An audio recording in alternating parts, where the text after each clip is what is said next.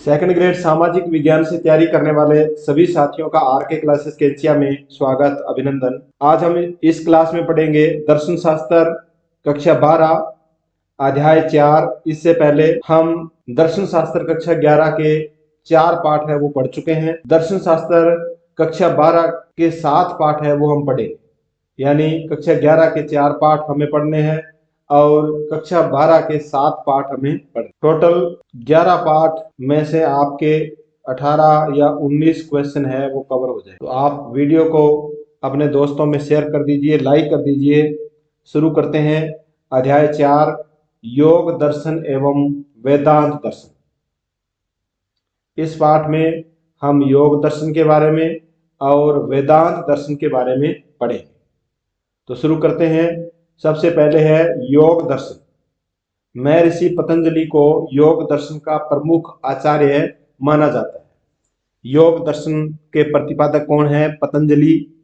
योग भारतीय दार्शनिक चिंतन परस्पर की अमूल्य साधना पद्धति है। योग भारतीय चिंतन परंपरा की अमूल्य साधना पद्धति है। चार्वाक दर्शन के अतिरिक्त सभी भारतीय दार्शनिकों ने आत्म साक्षात्कार एवं तत्व साक्षात्कार में योग साधना की महत्ता को निर्विवाद रूप से स्वीकार किया है। यानी सभी जो भारतीय दर्शन है इनमें से एक चार्वाक दर्शन को छोड़कर सभी ने योग के महत्व को समझा है। यद्यपि भारतीय चिंतन परंपरा में योग साधना का इतिहास अत्यंत प्राचीन है। उपनिषद, महाभारत, भगवत गीता, जैन और बौद्ध दार्शनिक चिंतन परंपराओं में योग संबंधी साधना पद्धति का विवेचन किया गया है। उपनिषद, महाभारत, भागवत गीता, जैन और बौद्ध ये जो सभी दर्शन है इनमें योग का महत्व स्वीकार किया गया है। याज्ञवल्क्य स्मृति के अनुसार हिरण्यगर्भ योग के आदि वक्ता है। याज्ञवल्क्य स्मृति में किसे योग के आदि वक्ता कहा गया है? हिरण्यगर्भ को कहा गया है। ये आपको याद रखना है, यहां से क्वेश्चन पूछा जा सकता है।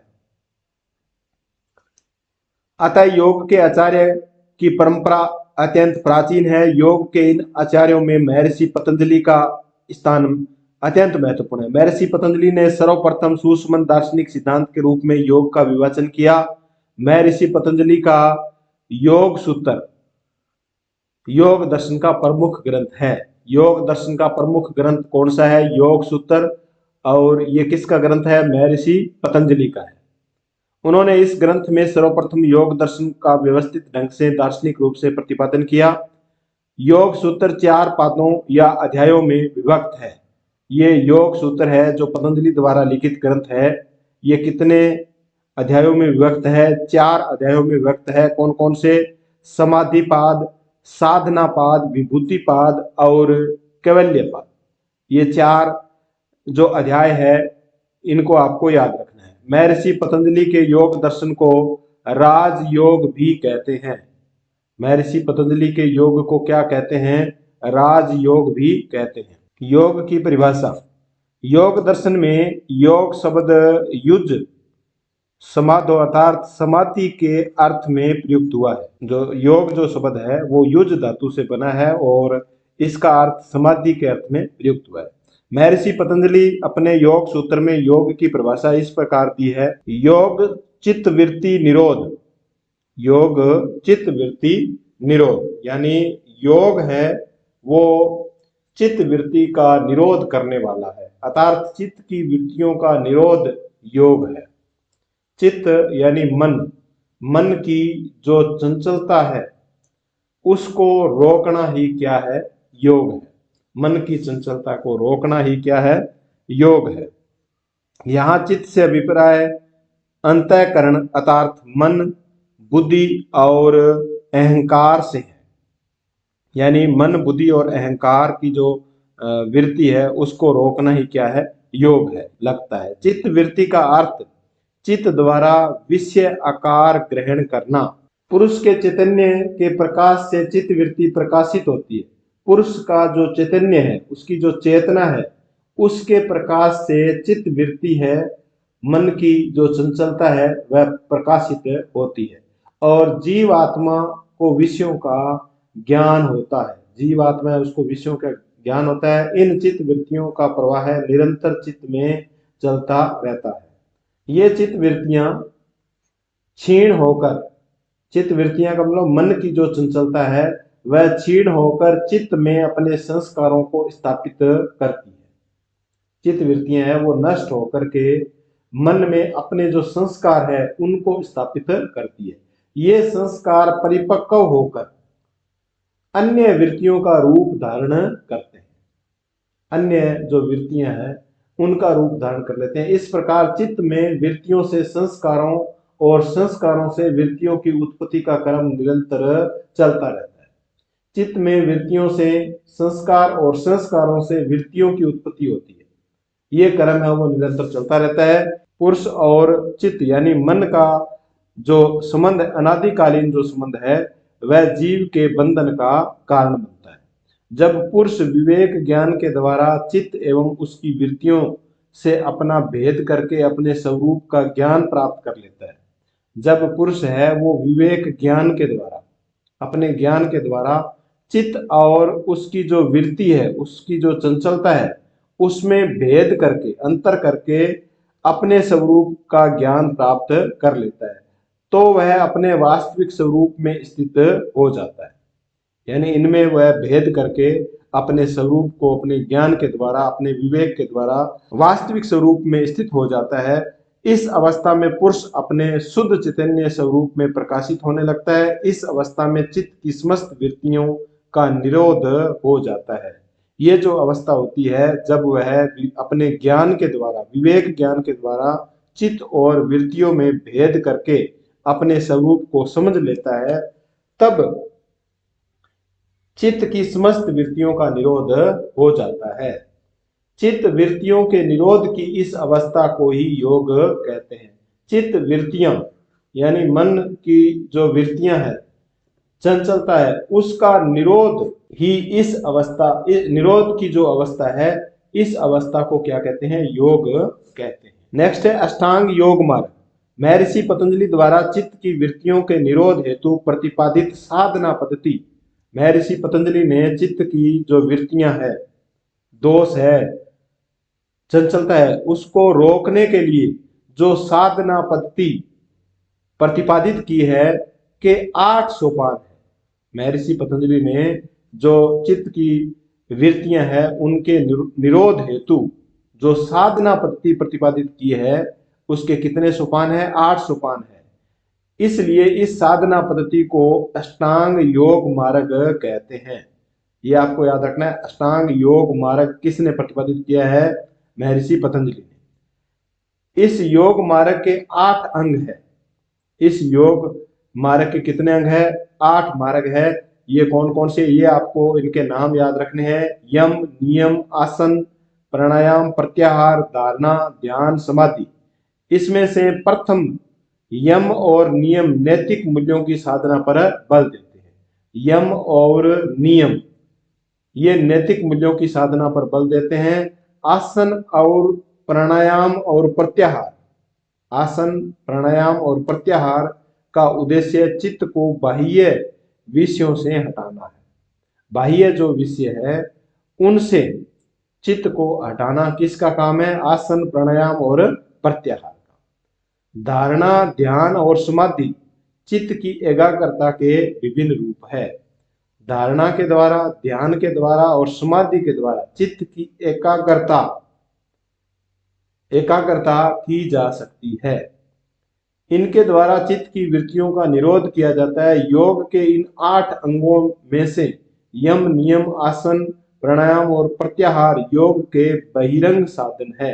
ये भी याद रखना। देखो 5 यम, नियम, आसन, प्राणायाम, प्रत्याहार ये योग के बहिरंग साधन है, जबकि धारणा, ध्यान और समाधि ये क्या है? योग के अंतरंग साधन है जो चित्त की एकाग्रता के लिए आवश्यक होते हैं। योग के 8 अंगों का विस्तृत विवेचन इस प्रकार है। सबसे पहले है यम। शरीर, मन और वाणी का संयम। शरीर, मन और वाणी का संयम क्या कहलाता है? यम कहलाता है। आत्मिक उत्थान के साथ साथ समस्त प्राणियों के कल्याण में इनकी महत्व, शरीर मन और वाणी का संयम यम कहलाता है। आत्मिक उत्थान के साथ साथ समस्त प्राणियों के कल्याण में इनकी महत्वपूर्ण भूमिका होती है। महर्षि पतंजलि के अनुसार यम 5, महर्षि पतंजलि के अनुसार यम कितने हैं? 5 है। अहिंसा, सत्य, असत्य, ब्रह्मचर्य, अपरिग्रह। यम कितने बताए गए हैं? 5 बताए गए हैं महर्षि पतंजलि के अनुसार। ये नैतिकता के सार्वभौम धर्म है। तो 5 यमों के नाम आपको याद रखने हैं। 5 यम पतंजलि ने कौन से बताए हैं, और ये नैतिकता के सार्वभौम धर्म है। तो सबसे पहले देखिए अहिंसा। किसी भी प्राणी का किसी भी काल में किसी भी प्रकार से द्रोह न करना, अर्थात मन वचन और कर्म के द्वारा किसी प्राणी को कोई कष्ट नहीं पहुंचाना ही अहिंसा कहलाता है। प्राणी मात्र के प्रति करुणा में व्यवहार अहिंसा का भावात्मक पक्ष है। जिस मनुष्य को अहिंसा नामक प्रथम यम सिद्ध हो जाता है, जिस मनुष्य का अहिंसा नामक प्रथम यम सिद्ध हो जाता है, उसके समीप निवास करने वाले हिंसक जीव भी अपने हिंसक स्वभाव का परित्याग कर देते हैं। दूसरा है सत्य। सत्य सदाचार का मूल है।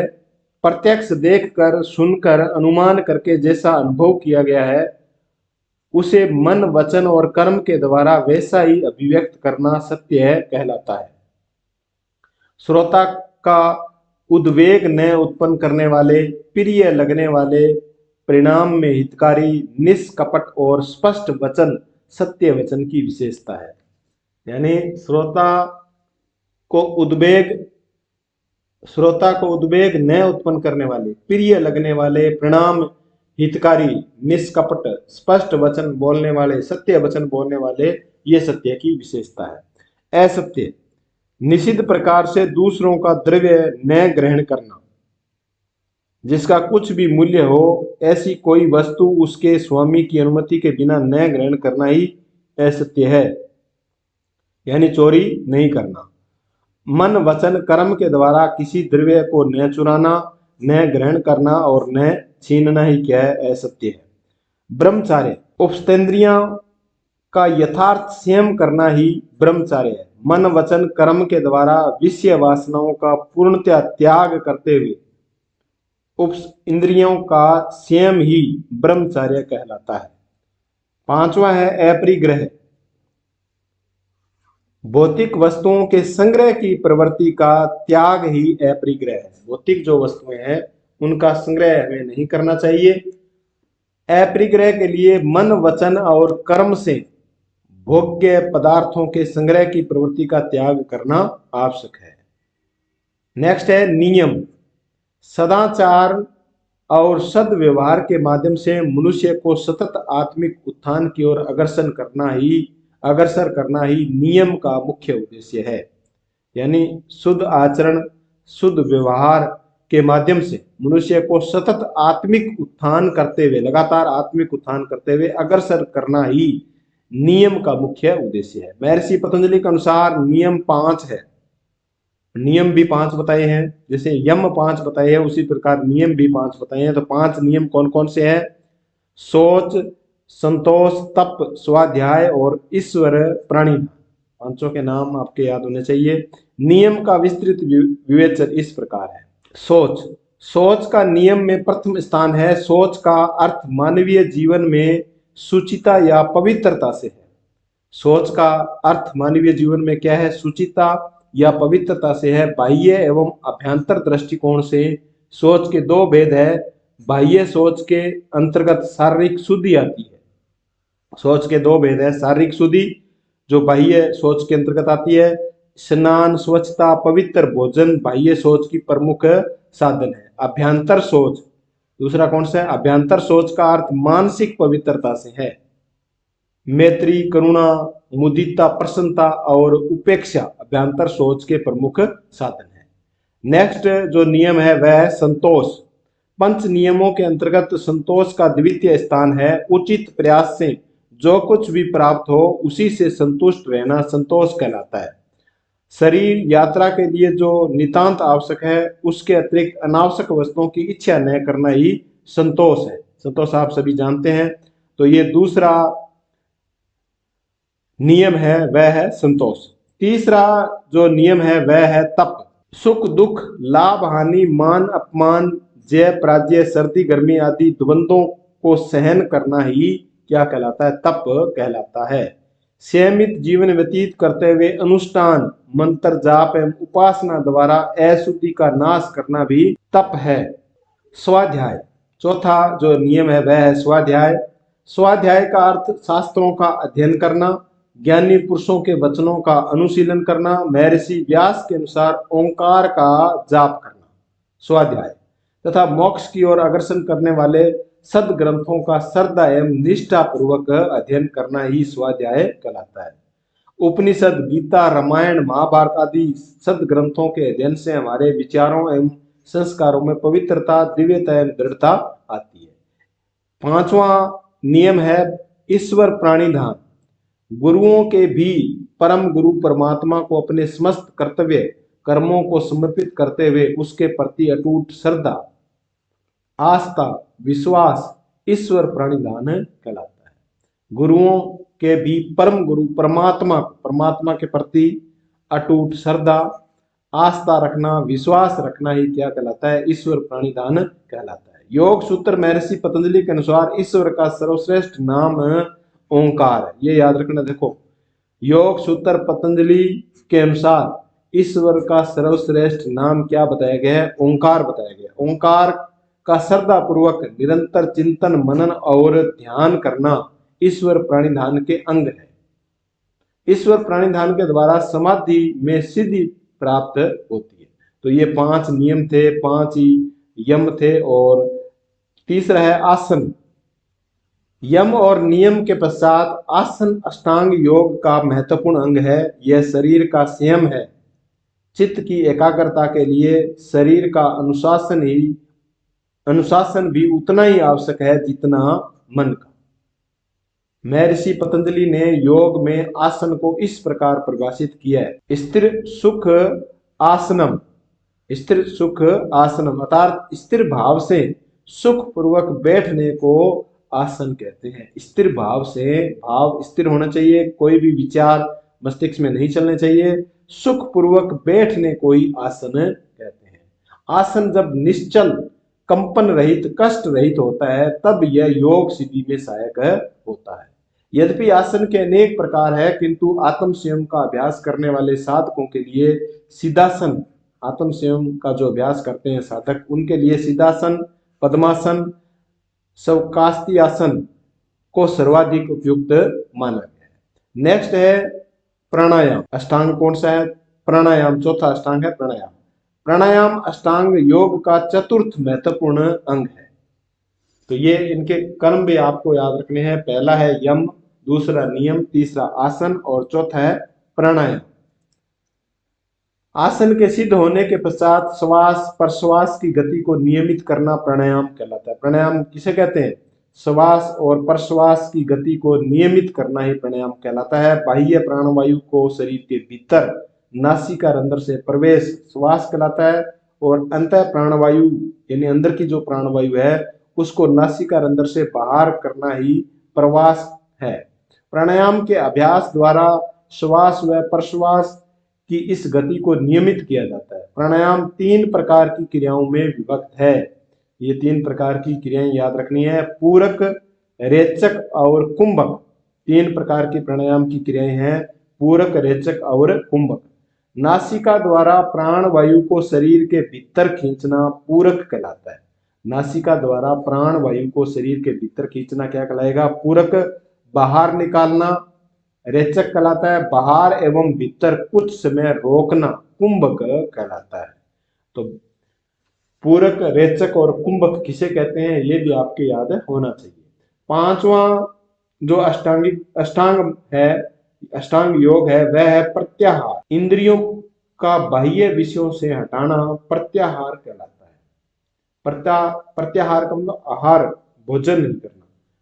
प्रत्याहार के माध्यम से इंद्रियों को संयमित किया जाता है। इंद्रियां स्वभाव से ही बहुर्मुखी होती है, उनकी बहुर्मुखी वृत्ति को अंतर्मुखी बनाना ही प्रत्याहार है। धारणा, छठा कौन सा है इसमें? धारणा। किसी स्थान पर चित्त को स्थिर करने को धारणा कहते हैं। किसी स्थान पर, स्थान विशेष पर चित्त यानी मन को स्थिर करने को ही क्या कहते हैं? धारणा कहते हैं। तो ये छठा अष्टांग है। चित्त की एकाग्रता के ये स्थान, चित्त की एकाग्रता के ये स्थान बाह्य और आंतरिक दोनों हो सकते हैं। धारणा के बाह्य विषय या स्थान इष्ट देवता की प्रतिमा या अपने आराध्य इष्ट का कोई प्रतीक हो सकता है, कोई मूर्ति हो सकती है, वो हम उसका ध्यान लगा सकते हैं, उसमें धारणा कर सकते हैं। धारणा के आंतरिक स्थान हृदय, कमल, नाभि चक्र, नासिका का अग्रभाग, जीवा का अग्रभाग, कंठ आदि हो सकते हैं। इस प्रकार चित्त को बाह्य या आंतरिक स्थान पर एकाग्र करने को ही धारणा कहते हैं। हमारा जो मन है उसको बाह्य और आंतरिक स्थान पर एकाग्र करना भी क्या है? धारणा है। नेक्स्ट है सातवां है ध्यान। सातवां अष्टांग कौन सा है? ध्यान। उस देश विशेष में ध्येय वस्तु का ज्ञान जब एकाकार रूप में प्रवाहित होने लगता है तो उसे ध्यान कहते हैं। उस देश विशेष में ध्येय वस्तु का जब ज्ञान एकाकार रूप में प्रवाहित होता है, एक ही रूप में प्रवाहित होता है, तो उसे ध्यान कहते हैं। ध्यान का अर्थ है ध्येय वस्तु का निरंतर चिंतन मनन करना। जो वस्तु ध्येय होती है, हमारे ध्यान में होती है, उस वस्तु का चिंतन मनन करना। इस अवस्था में एक समय में एक ही ज्ञान का प्रवाह होता है और वह अन्य प्रकार के ज्ञान से मिश्रित नहीं होता। आठवां है और अंतिम अष्टांग है समाधि। समाधि व्युत्पत्ति की दृष्टि से समाधि का अर्थ है विक्षेपों को दूर कर चित्त को सम्यक प्रकार से एकाग्र करना। विक्षेपों को, जो विभिन्न प्रकार के विक्षेप है, विरोधाभास है, उनको दूर कर चित्त को सम्यक प्रकार से एकाग्र करना। जिस अवस्था में ध्यान ध्येय वस्तु के आवेश से मानो अपने स्वरूप से शून्य हो जाता है और ध्येय वस्तु का आकार ग्रहण कर लेता है, वह समाधि की अवस्था है। ध्यान की अवस्था में ध्यान ध्येय वस्तु और ध्याता अलग अलग प्रतीत होते हैं। ध्यान की जो अवस्था है उसमें ध्यान, ध्येय और वस्तु और ध्याता ये अलग अलग प्रतीत होते हैं, किंतु समाधि में ध्येय वस्तु ही शेष रह जाती है। ध्येय समाधि की जो स्थिति है उसमें ध्येय वस्तु ही शेष रह जाती है। समाधि के दो प्रकार है। समाधि के कितने प्रकार है? दो प्रकार है, संप्रज्ञात समाधि और असंप्रज्ञात समाधि। दो प्रकार देखो कौन कौन से हैं समाधि के। संप्रज्ञात समाधि में केवल ध्येय विषय का ज्ञान होता है। ध्येय का मतलब यहाँ ध्यान से है। ध्येय का मतलब यहाँ ध्यान या उद्देश्य, हम उद्देश्य कह सकते हैं। ध्येय का मतलब यहाँ पर क्या है? उद्देश्य या जिसका ध्यान किया जाए। ध्येय का मतलब यहाँ उद्देश्य या जिसका ध्यान किया जाए, विषय का ज्ञान होता है। इसमें ध्येय विषय के अतिरिक्त अन्य सभी विषयों का अभाव होता है। यानी संप्रज्ञात जो समाधि है उसमें सारा जो ध्यान है, ज्ञान है, वह उस उद्देश्य की ओर ही होता है। यानी जिसका ध्यान किया जाए उसी की ओर इसमें ध्यान होता है। इसमें चित्त, मन है वो ध्येय विषय में लीन होकर, मन है वो जिस विषय का जो उद्देश्य है उसमें लीन हो जाता है। लीन होकर ध्येय विषय आकार हो जाता है। ध्येय है उसमें लीन होकर के विषय आकार हो जाता है। इसमें चित्त की एकाग्रता के आलम्बन के रूप में कोई न कोई विषय उपस्थित रहता है। चित्त की एकाग्रता के आलम्बन के रूप में कोई न कोई विषय या उद्देश्य उपस्थित रहता है, अतः इसे सबीज समाधि कहते हैं। संप्रज्ञात समाधि को क्या कहते हैं? सबीज समाधि कहते हैं। सम्यक रूप से प्रज्ञा का उदय होने के कारण इसे संप्रज्ञात समाधि कहते हैं। योग दर्शन में संप्रज्ञात समाधि की 4 अवस्थाएं हैं। संप्रज्ञात समाधि की भी 4 अवस्थाएं बताई गई है। सवितरक, सविचार, स आनंद, स अस्मित, ये 4 अवस्थाएं हैं संप्रज्ञात समाधि की। दूसरी है असंप्रज्ञात समाधि। यह समाधि की वह अवस्था है जिसमें कोई चित्त वृत्ति उपस्थित नहीं रहती, कोई भी दोष चित्त वृत्ति वो उपस्थित नहीं रहती। इसमें चित्त की एकाग्रता के आलंबन के रूप में स्थूल एवं सूक्ष्म सभी विषयों का अभाव रहता है, यानी स्थूल और सूक्ष्म सभी वस्तुओं का इसमें अभाव रहता है। इसे निर्बीज समाधि कहते हैं। असंप्रज्ञात समाधि को क्या कहते हैं? निर्बीज समाधि कहते हैं, क्योंकि इसमें चित्त में आलंबन रूप विषय का अभाव होता है। निर्बीज समाधि चित्त के पूर्ण निरोध की अवस्था है, चित्त के पूर्ण निरोध की अवस्था है। इसमें किसी प्रकार की जो विरोधाभास है वो नहीं होता है। स्थूल या सूक्ष्म सभी विषयों का इसमें अभाव रहता है। इसमें समस्त चित्त वृत्तियों द्वारा उनके संस्कारों का पूर्णतः निरोध हो जाता है, पूर्णतः निरोध हो जाता है। इस अवस्था में पुरुष अपने शुद्ध बुद्ध मुक्त चैतन्य स्वरूप में स्थित होता है, यानी किसी भी प्रकार की उसमें कोई कमी दोष नहीं पाया जाता है। कौन सी अवस्था में? असंप्रज्ञात समाधि में। तो ये दोनों के अंतर आपको ये रखने हैं। देखो, संप्रज्ञात समाधि क्या है और असंप्रज्ञात समाधि क्या है, इसमें कोई ना कोई विषय रहता है, कोई न कोई, देखो कोई विषय उपस्थित रहता है इसमें, इसलिए इसको सबीज समाधि कहते हैं। इसमें कोई भी विषय नहीं रहता है, न ही स्थूल रहता है न ही सूक्ष्म रहता है, इसलिए इसको निर्बीज समाधि कहते हैं। अब है वेदांत दर्शन। योग दर्शन के बाद में वेदांत दर्शन। वेदांत दर्शन भारतीय दार्शनिक चिंतन परंपरा की प्रकाष्ठा माना जाता है। वेदांत का शाब्दिक अर्थ है वेद का अंत अथवा वैदिक विचारधारा की प्रकाष्ठा। वेदांत शब्द का प्रयोग उपनिषदों के लिए किया जाता है। वेदांत शब्द का प्रयोग किसके लिए किया जाता है? उपनिषदों के लिए किया जाता है, क्योंकि उपनिषद वैदिक वाग्मय का अंतिम भाग है। वेदांत दर्शन का संबंध उन विचारधाराओं से है जिनका विकास उपनिषदों से हुआ है। अतः वेदांत वह दार्शनिक विचारधारा है जिसके लिए उपनिषद प्रमाण है। वेदांत दर्शन को उत्तर मीमांसा भी कहते हैं। वेदांत दर्शन को क्या कहते हैं? उत्तर मीमांसा भी कहते हैं, क्योंकि इसमें श्रुति की ज्ञान मूलक व्याख्या है। उपनिषदों के अतिरिक्त वेदांत दर्शन का दूसरा महत्वपूर्ण आधार महर्षि बद्रायण का ब्रह्म सूत्र है। वेदांत दर्शन का दूसरा जो महत्वपूर्ण आधार है वह है महर्षि बद्रायण का ब्रह्म सूत्र। ब्रह्म सूत्र के रचयिता कौन है? बद्रायण है। ब्रह्म सूत्र को वेदांत सूत्र एवं शारीरिक सूत्र भी कहते हैं। ब्रह्म सूत्र को वेदांत सूत्र और शारीरिक सूत्र भी कहते हैं। ये याद रखने, आपको ये पूछा जा सकता है यहाँ से।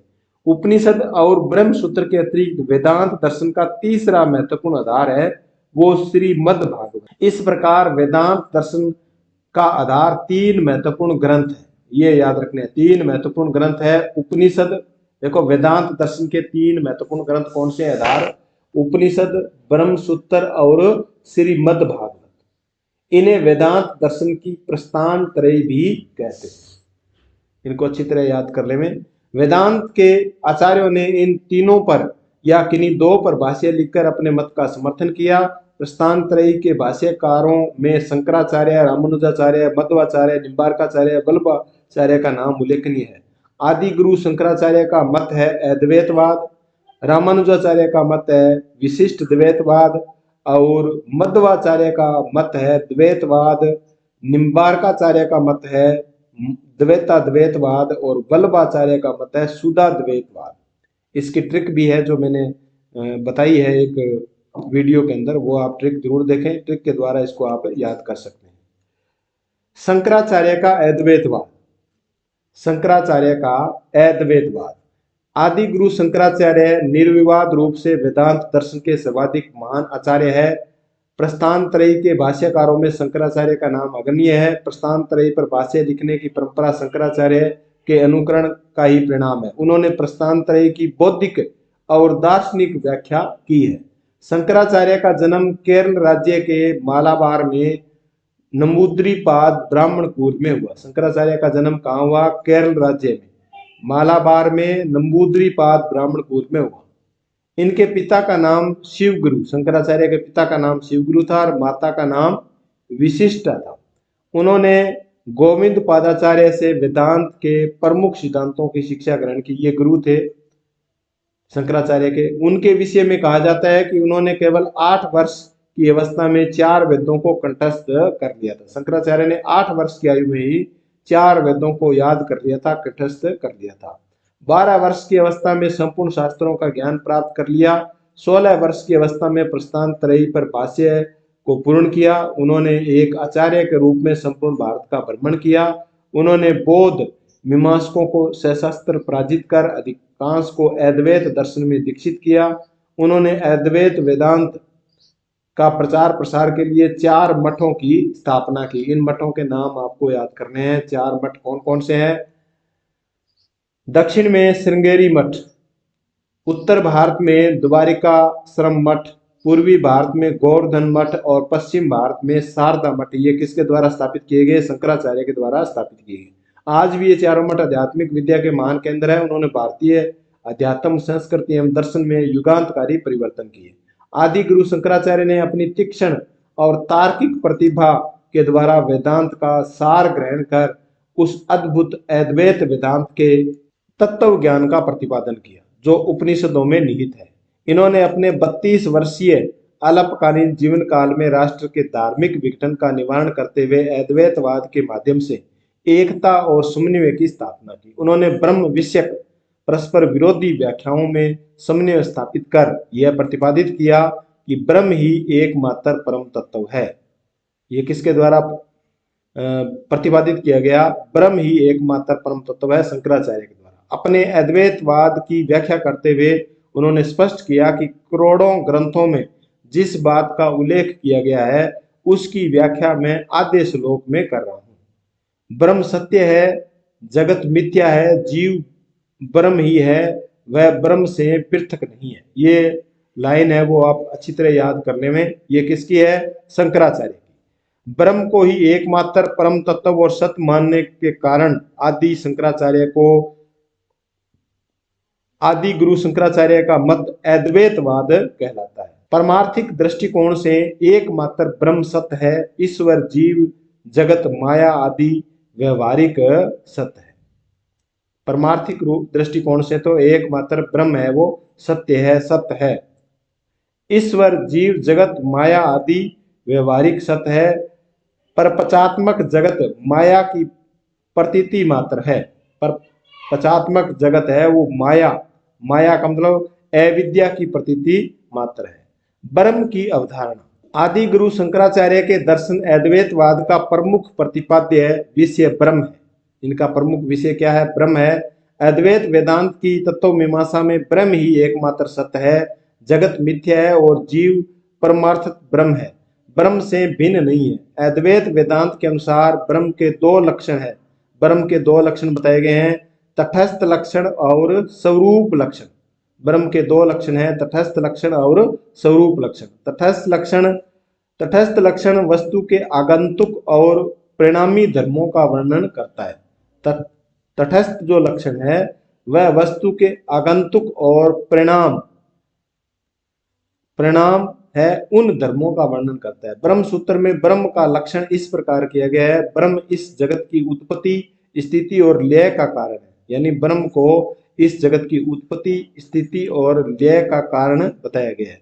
ब्रह्म सूत्र के इस वाक्य की व्याख्या करते हुए शंकराचार्य कहते हैं कि इस जगत का जन्म आदि अर्थात जन्म, धारण और विनाश जिस तत्व से होता है वह है ब्रह्म।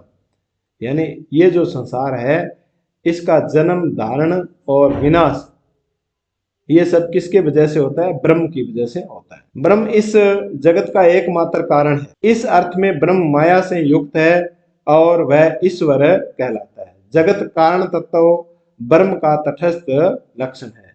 जगत है वो ब्रह्म का तटस्थ लक्षण है। स्वरूप लक्षण। स्वरूप लक्षण किसी वस्तु के तात्विक अर्थात वास्तविक स्वरूप की व्याख्या करता है। स्वरूप लक्षण की दृष्टि से शंकराचार्य ब्रह्म को सच्चिदानंद कहते हैं। सच्चिदानंद शंकराचार्य है वो ब्रह्म को क्या कहते हैं? सच्चिदानंद कहते हैं। इसी को श्रुति में सत्यम ज्ञानमंतम ब्रह्म कहा जाता है, अर्थात ब्रह्म सत्य, ज्ञान और अनंत स्वरूप है। ब्रह्म सत्य, चित्त और आनंद स्वरूप है। ब्रह्म को सत्य, चित्त और आनंद स्वरूप माना गया। सत्य चित्त और आनंद ब्रह्म के गुण न होकर उसका वास्तविक स्वरूप है। ये तीन नहीं अपितु तात्विक रूप से एक है। जो सत्य है वही चित्त है, वही आनंद है। शंकराचार्य ब्रह्म के तटस्थ एवं स्वरूप लक्षणों को स्पष्ट करने के लिए एक दृष्टांत देते हैं। वह कहते हैं कि एक गडरिया रंगमंच पर राजा का अभिनय करता है। वास्तविक दृष्टि से वह गडरिया है, यह उसका स्वरूप लक्षण है, किंतु रंगमंच की दृष्टि से वह राजा दिखता है तो यह उसका तटस्थ लक्षण है। यानी दो प्रकार के उसमें लक्षण है, निर्गुण और सगुण ब्रह्म। अद्वैत वेदांत के अनुसार एक ही ब्रह्म के दो स्वरूप है, एक ही ब्रह्म के दो स्वरूप है, निर्गुण ब्रह्म और सगुण ब्रह्म। शंकराचार्य के मतानुसार परमार्थिक सत्य के दृष्टिकोण में ब्रह्म निर्गुण, निराकार और निर्विशेष है। ब्रह्म को निर्गुण कहने का अभिप्राय यह नहीं है कि वह गुणों से शून्य है। इसका अभिप्राय केवल यह है कि बुद्धि द्वारा कल्पित कोई गुण ब्रह्म के वास्तविक स्वरूप की व्याख्या नहीं कर सकता। यानी ब्रह्म का जो वास्तविक स्वरूप है इसकी व्याख्या नहीं की जा सकती। माया से युक्त ब्रह्म सगुण ब्रह्म कहलाता है। माया से, अविद्या से जो युक्त ब्रह्म है वह सगुण ब्रह्म कहलाता है। इसे ईश्वर भी कहते हैं। इस दृष्टिकोण से ब्रह्म जगत का सृष्टा, पालक और संहारक है। सगुण ब्रह्म की अवधारणा व्यवहारिक दृष्टि से सत्य है। ब्रह्म सभी भेदों से रहित है। ब्रह्म है वो सभी भेदों से रहित है, कोई भी भेद उसमें नहीं है। शंकराचार्य के मतानुसार ब्रह्म सभी भेदों से रहित है। वेदांत दर्शन में तीन भेद स्वीकृत किए गए। शंकराचार्य के अनुसार कोई भेद नहीं है, लेकिन वेदांत दर्शन में तीन भेद स्वीकृत किए गए: सहजातीय भेद, विजातीय भेद और स्वगत भेद। तो ये भेद कौन कौन से? देखो, एक ही जाति के सदस्यों में जो भेद पाया जाता है वह कौन सा भेद है? सहजातीय भेद। जैसे एक मनुष्य का दूसरे मनुष्य से भेद होना। दो असमान वस्तुओं में पाए जाने वाले भेद को विजातीय भेद कहते हैं। दो असमान वस्तुएं हैं उनमें जो भेद पाया जाता है वह विजातीय भेद है। जैसे मनुष्य और पशु में भेद। एक वस्तु के विभिन्न अंगों में पाए जाने वाले भेद को स्वगत भेद कहते हैं। एक वस्तु के विभिन्न अंगों में जो भेद पाए जाते हैं उसको स्वगत भेद कहते हैं। जैसे मनुष्य के विभिन्न अंगों, हाथ, पैर आदि में भेद। ब्रह्म में तीनों भेदों का सर्वथा अभाव है। नेक्स्ट है ब्रह्म अनिर्वचनीय है। ब्रह्म अनिर्वचनीय है, यानी ब्रह्म की जो व्याख्या है वो नहीं की जा सकती है। शंकराचार्य के मतानुसार ब्रह्म अनिर्वचनीय, ये याद रखना है आपको। शंकराचार्य के अनुसार ब्रह्म अनिर्वचनीय है, वह निर्गुण, निराकार और निर्विशेष होने के कारण अलक्षण है। परिणामतः उसका वर्णन वाणी के द्वारा नहीं किया जा सकता। उसकी वाणी के द्वारा वर्णन नहीं किया जा सकता ब्रह्म का। वह निर्गुण है क्योंकि उसका कोई आकार ही नहीं है, निराकार है। उल्लेखनीय है कि ब्रह्म को अनिर्वचनीय कहने का वह अर्थ नहीं है कि वह अज्ञात है। निसंदेह अद्वैत वेदांत का ब्रह्म तर्कमूलक विचार से परे है, किंतु वह अज्ञेय नहीं है। वह सत्य है कि हम ज्ञान का विषय मानकर ब्रह्म को नहीं जान सकते, किंतु अप्रोक्षानुभूति के द्वारा उसे जाना जा सकता है। हम ब्रह्म को हम अप्रोक्षानुभूति के द्वारा, अनुभव के द्वारा हम जान सकते हैं। शब्दों के द्वारा ब्रह्म की व्याख्या नहीं की जा सकती, इसलिए उसकी व्याख्या नेति के द्वारा की गई है। नहीं है के द्वारा उसकी व्याख्या की गई है। ये अनिर्वचनीय है, इसकी व्याख्या है वो ब्रह्म की हम नहीं कर सकते।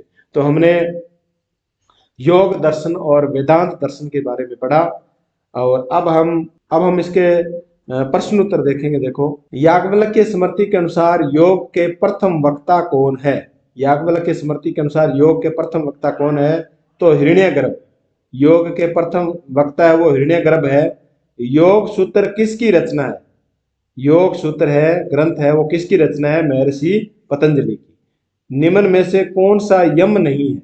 सत्य, अहिंसा, ब्रह्मचर्य 5 यम है, तो इनमें से कौन सा यम नहीं है? सोच है, वो यम नहीं है, ये नियम है। सोच क्या है? नियम है। निम्न में से कौन सा योग अंतरंग साधन नहीं है? योग का अंतरंग साधन कौन सा नहीं है?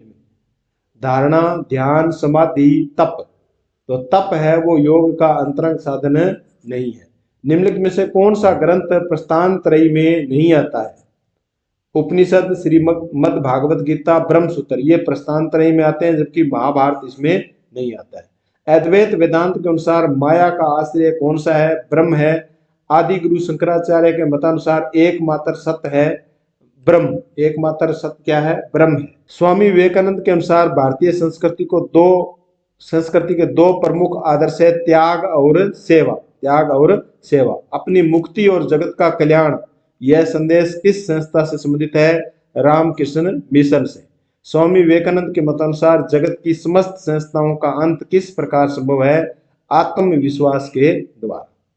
तो हमने ये चैप्टर पढ़ा, इसमें दो ही टॉपिक हमें पढ़ने हैं इस पाठ में, बाकी हमारे सिलेबस में नहीं है। योग दर्शन और वेदांत दर्शन। योग दर्शन और वेदांत दर्शन दो ही टॉपिक इसमें पढ़ने हैं। तो धन्यवाद, मिलते हैं नेक्स्ट वीडियो में, तब तक के लिए जय हिंद।